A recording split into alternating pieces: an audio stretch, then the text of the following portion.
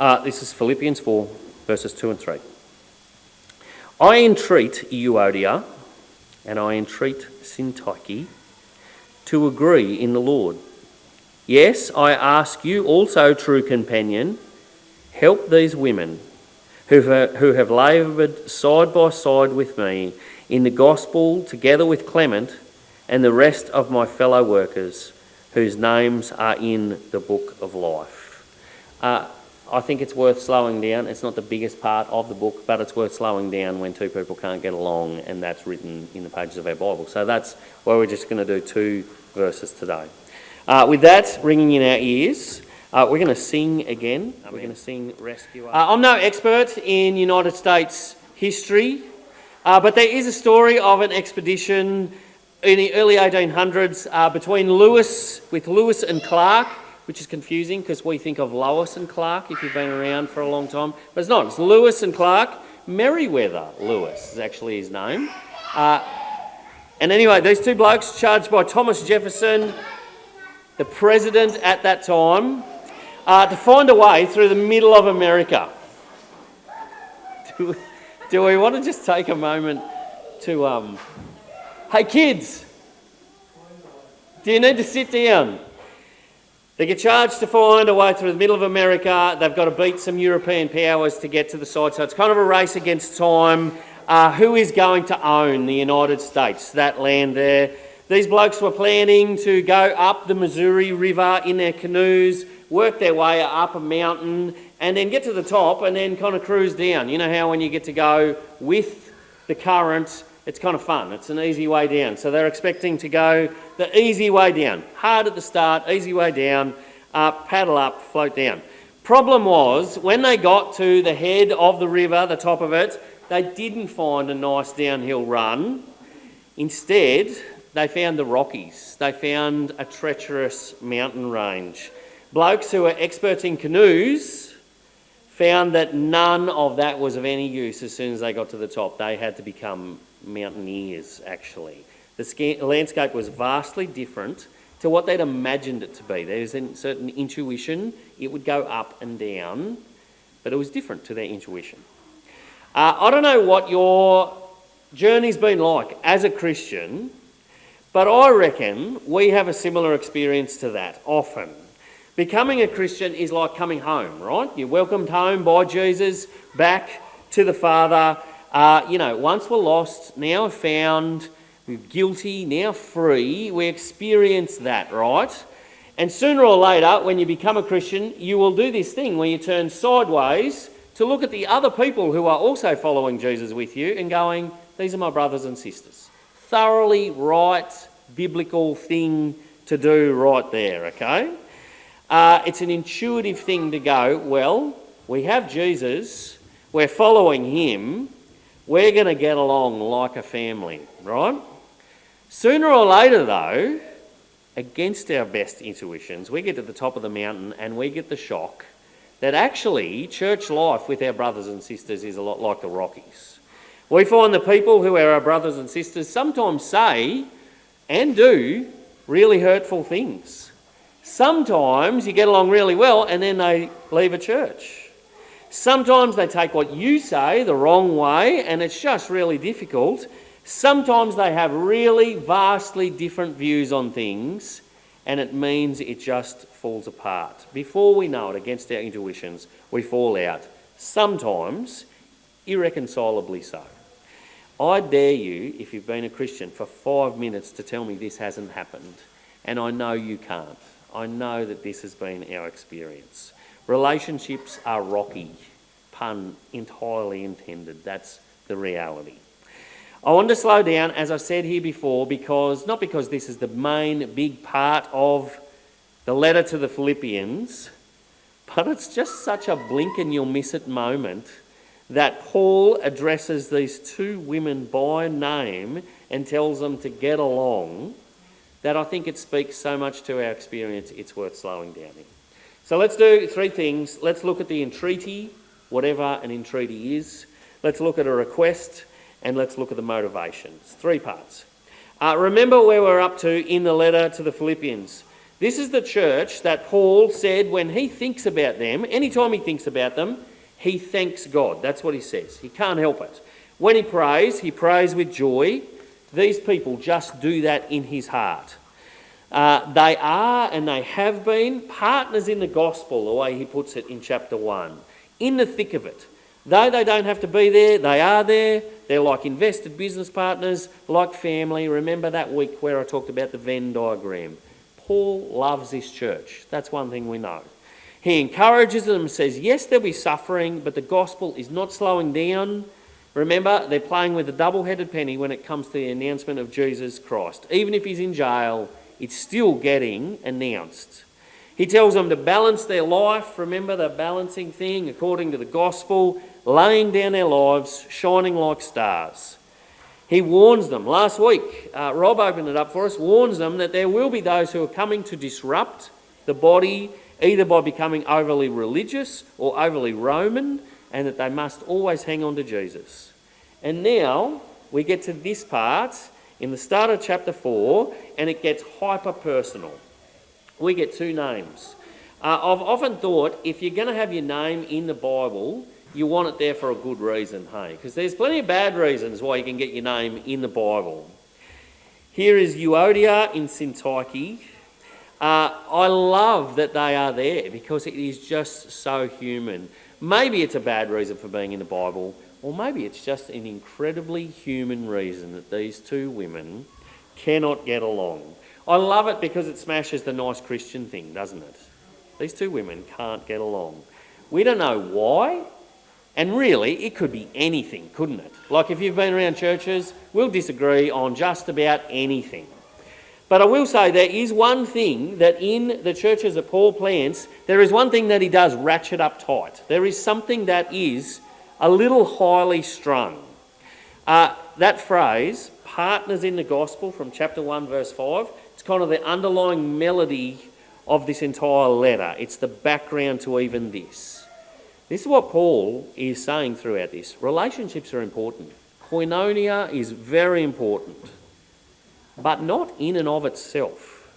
Relationships are always given their importance by the gospel in the church.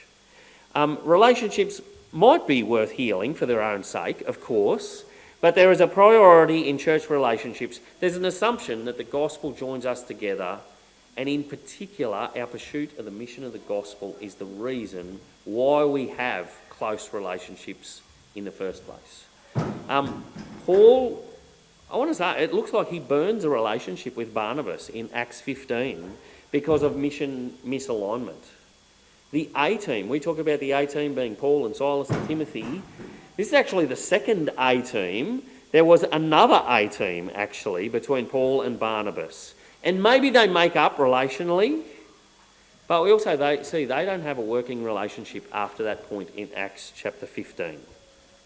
I want to say, if you want to avoid some church conflict, then there is something you can do. You can dial down the cause. You can consider the gospel mission less.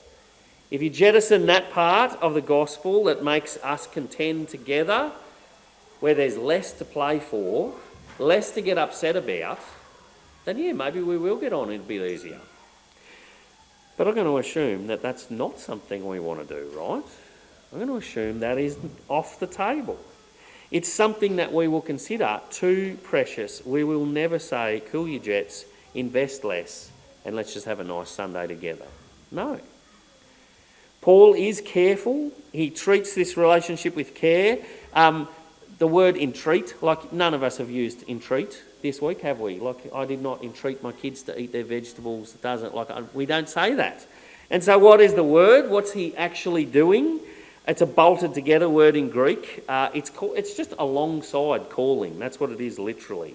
From next to you, calling you out. Get the picture.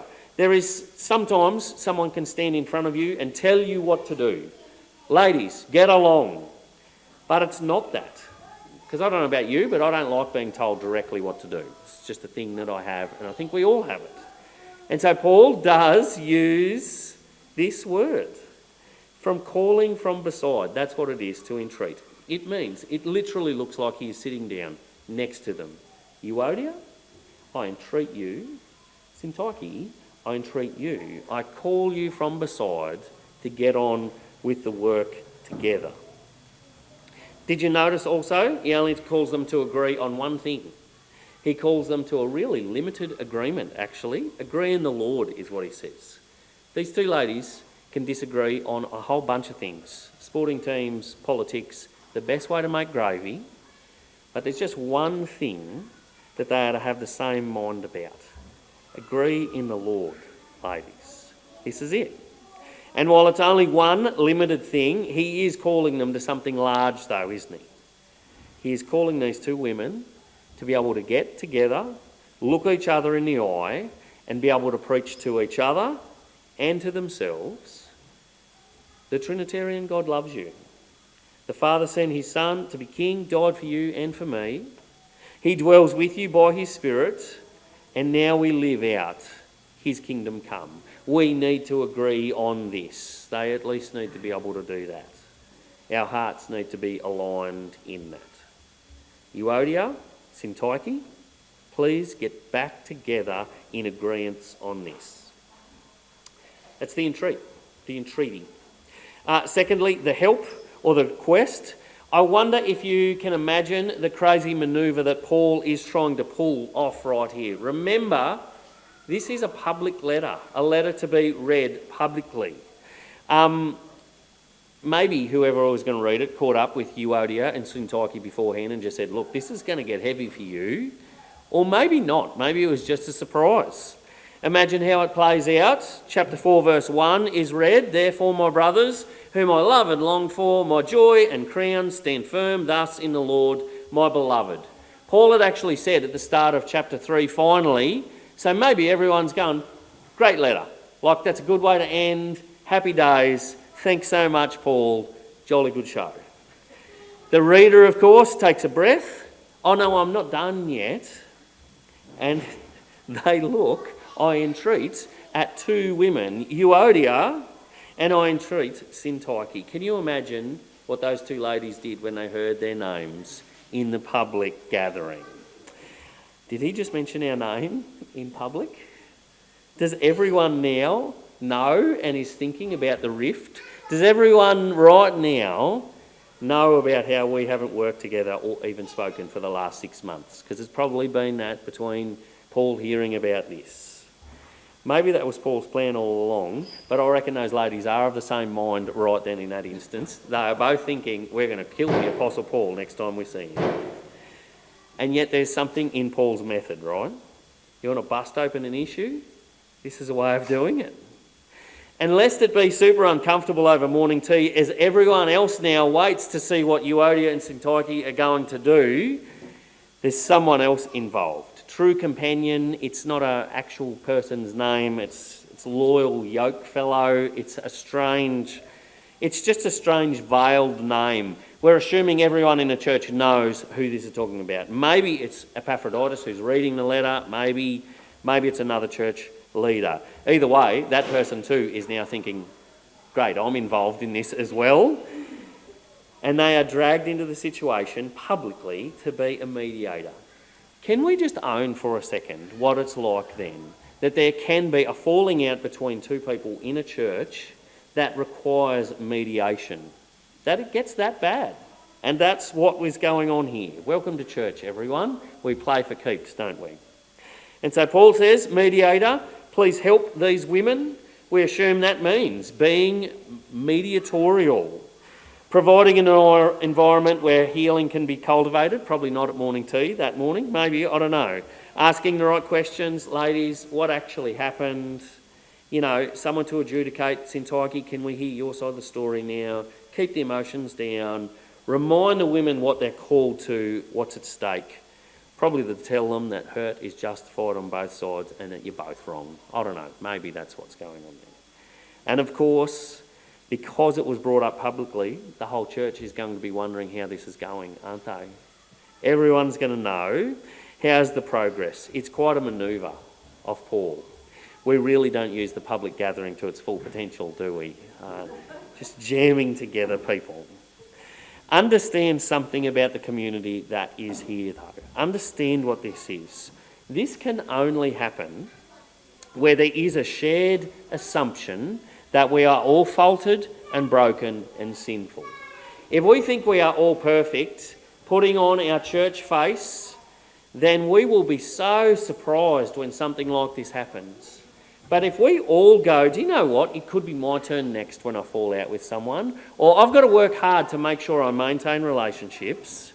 If we know that everyone, all of us, are sinful and broken, then it is going to happen like this. You know those places where it's legal to carry guns and the argument goes that there's less crime because everyone's able to shoot each other? Look, I don't know the statistics of whether or not that's true, but stick with me for the illustration. There's just a shared assumption that everyone has the ability to hurt each other. And while, look, I'm not encouraging us to shoot from the hip, be trigger happy, in a community like ours, it should be a shared assumption, right? That we might hurt each other, that we can do that. Not that we want permission to do it, but if we're a bunch of people who believe that being sinners saved by grace is a real thing. Remember, we don't believe we're good people. Remember, we don't believe that we're the ones in Goondiwindi who have got it right. We've got it together. We're the ones that God has chosen because we are the righteous ones. No, we actually believe the opposite. We're the ones who know that we're broken, know that we're sinful. Christ died for us. We have 100% sinful membership. And so when we're trying to remove the facade, of course we'll have the ability to hurt each other and we'll probably have to work hard not to. Welcome to church. Of course we'll have Philippians 4, 2 and 3 situations. It's not surprising. These women aren't pagans who somehow snuck in and tainted the place. They're sinful people redeemed by Christ. It's the entreaty, it's the help. Number 3, the motivation. One more thing. Why should they do it? Why should they join back together? Why should they be reconciled? What's the fuel in the tank that's going to get them over the discomfort of not working together? I love what Paul doesn't do. I love that it's not guilt, it's not shame, it's not coercion. It's not, you two women should be ashamed of yourselves fighting like this. This is a church. Don't you know we don't do that sort of thing? You should know better, knock it off, hug it out. It isn't any of those things, actually. I love that guilt is not wielded like that in the Bible. I think we are people who need to be real careful with the way we wield guilt and shame as motivators, because actually not the way the Bible tells us to do things. No, there's 2 motivators in there, woven into those 2 verses, for these women and for the whole church, actually. One is what has been and one is what will be. Paul says, help them, loyal yokefellow, genuine partner, whatever it is, because these women have laboured already beside me in the gospel. Not just but with me, but with Clement. He's thinking, gee, don't bring me into this. And the rest of the team with them. We came across this word before describing what they do together. It is labouring side by side, sun athlon. It's where we get our word for athlete. They have contended together. We came across it in chapter 1, verse 22. Only let your manner of life be worthy for the gospel of Christ, so that whether I come and see you or am absent, I may hear that you're standing firm in one spirit and with one mind, striving side by side for the faith of the gospel. These women, like athletes, have been contending together. They've already done the hard yards. He says, loyal yokefellow, they need help. They need to be reconciled because they've already run so many miles together. They've already seen Jesus' name be made known. They've already seen believers encouraged. They've already seen those outside brought in. Ladies, you share so much. Why not enjoy the fruit of that? Enjoy for what's been. Be reconciled because of what's been. This is the coach that is seeing the 2 players that don't see eye to eye. I don't care that you don't get along, but we've got a premiership on the line. But you two just need to get on with it. This is the band manager saying, I know you've got creative differences, but that pales in comparison to what you do together. Get back in the studio and record. Get back out there, ladies. You've already come so far. Agree in the Lord. And the second motivator, it's what will be. Because you lot partner in the gospel, your names are written in the book of life. That's what it says. Jesus will come back. He rules as king now, and he'll return and make things all new. You lot know that you are his now, and you'll enjoy his kingdom in the future. And Paul is essentially saying, and guess what? You'll be doing it together then anyway. Jesus will reconcile all things in his new creation. Everything will fit together. There'll be no more rifts, including this one.